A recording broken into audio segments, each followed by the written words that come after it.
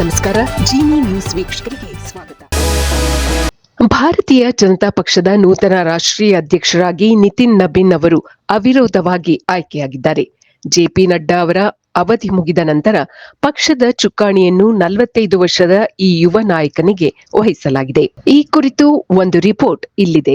BJP ಹೊಸ ಸಾರಥಿಯಾಗಿ ನಿತಿನ್ ನಬೀನ್ ಆಯ್ಕೆಯಾಗಿದ್ದಾರೆ. ಭಾರತೀಯ ಜನತಾ ಪಕ್ಷದ 12ನೇ ರಾಷ್ಟ್ರೀಯ ಅಧ್ಯಕ್ಷರಾಗಿ ಬಿಹಾರದ ಶಾಸಕ ಮತ್ತು ಮಾಜಿ ಸಚಿವ ನಿತಿನ್ ನಬೀನ್ ಅವರು ಆಯ್ಕೆಯಾಗಿದ್ದಾರೆ.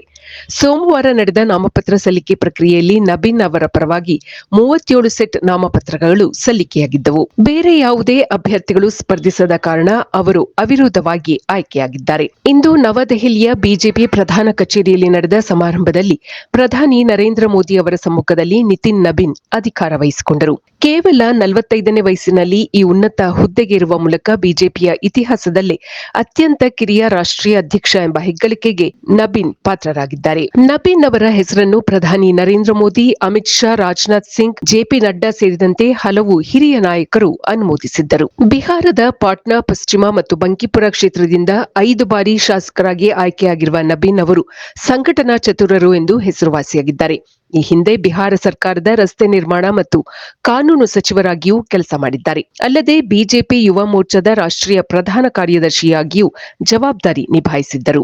ಬಿಜೆಪಿಯಲ್ಲಿ ಹಿರಿಯ ನಾಯಕರ ನಂತರ ಈಗ ಯುವ ನಾಯಕತ್ವಕ್ಕೆ ಆದ್ಯತೆ ನೀಡಲಾಗುತ್ತಿದೆ.